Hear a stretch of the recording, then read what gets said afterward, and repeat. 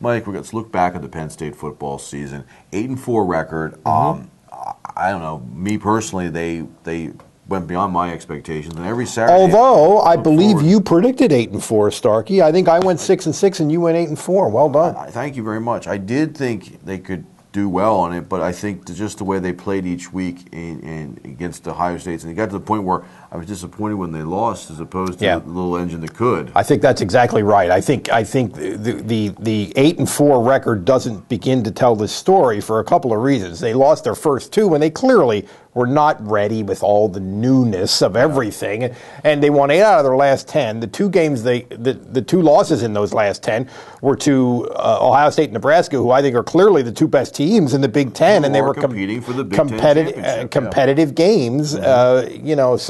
So I think it's remarkable what they did, and I think that Bill O'Brien being a unanimous choice for Big Ten Coach of the Year in a conference where you had a first-year coach who went 12-0, and some of the other jobs that were done, coaching jobs that were done in that league, I think that tells me that the other coaches in the league looked at this and said, "This is almost a miracle what this guy did." With his talent, I still understand correctly, but Ohio State would be playing for the Big Ten championship if they were allowed. They're on that one, and the coach you're talking about is Urban Meyer.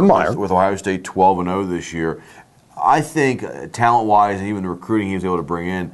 Yeah, you have to look at what Penn State did, but also I can't believe Fitzgerald from Northwestern didn't get a vote. The Indiana coach and what Indiana accomplished this year didn't get a vote. So for O'Brien to be unanimous just really weighs in on what you're saying again, to how impressed the rest of the league was on what he did. But I'm looking at some of the other guys. I thought Mountie had a great year, and now he got the recognition as the top linebacker. Allen Robinson thought had a great year. He got recognized. Yeah, I was surprised how well they did in those year-end awards. And maybe we're making too much of awards here a little bit, but I think it tells you something about the way Penn State is perceived a little bit outside of our little Pennsylvania bubble here. And also the one that surprised me was Deion Barnes as freshman of the year in the conference, who is a very, very talented guy who showed flashes of brilliance, and I think is going to be a great player. I think he can be a better Aaron Maben, maybe type guy. But I was surprised. I don't know if he a three down player. I did not. It didn't even occur to me that he would be freshman of the year. But the other guy who was in there that he beat out was his teammate Carter. And I think Carter got injured at the end of the year. Maybe he would have won this. But he may have, sure. This bodes well for the other segment we're going to do is looking ahead to the future. Yeah. This bodes well when these are two guys that were not going to be going anywhere. They should be bought into this program. That this bodes well. They're back. They're back for a while. So I think that's good. What surprised you the most with this season? When you had your preseason predictions, but what is you travel with this team? Yep. What stands out? Well, a couple of things, but I think if I had to pick one, I would say what they had coming back on offense. Now, I think I've used this fact before, but in terms of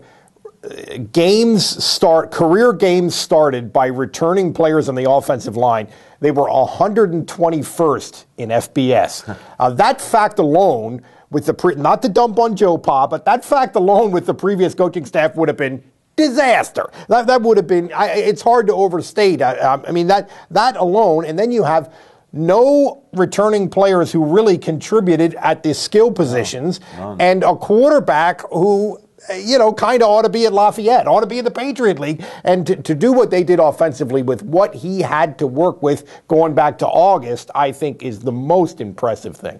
Yeah, it really does jump out, and I think you make a great point with the offensive line. How many times do you think they would have shuffled around? And running back, it didn't seem to matter. So my question to you is, how much do you think, with all the different things that happened here, did it help that O'Brien came from the pros where you have only 53 players and you make good with what you've got, with all injuries and so forth? Because he just seemed to, okay, you're hurt or you're out. Next guy up. I think that's right, and I think they probably run practice in a way that facilitates that a little bit. I think he talked sometimes during the year. He talked about, man, it's a lot harder to manage the roster with 100 football players than it is with 53. But maybe in a way it was a positive thing, and I think he probably did a better job of it than he even knows that he realizes that he did. And we'll get to this question I'm going to have is that going to maybe help him with the sanctions that are going to be coming up? We'll talk about that in the next segment.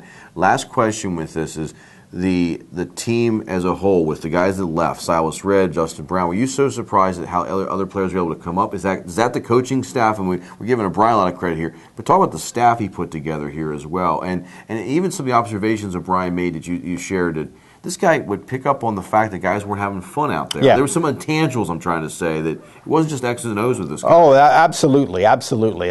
We're talking about a time in preseason practice when the players weren't picking up the offense. They seemed to be getting frustrated. They weren't enjoying the offense. And he was like, I'm going to address that fact. The fact that they're not having fun playing my offense, which part of the appeal of it is supposed to be fun.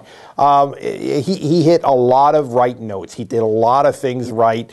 And, man, he really is the coach of the year in the Big Ten, if not nationally. I think the Notre Dame guy's going to win it nationally, and that's largely understandable. But I don't think anybody's really done a better job than Bill O'Brien this year. And as much as at the beginning we criticized and we thought Joyner made a mistake and why didn't we get this guy or that guy, this was the best choice possible. No question.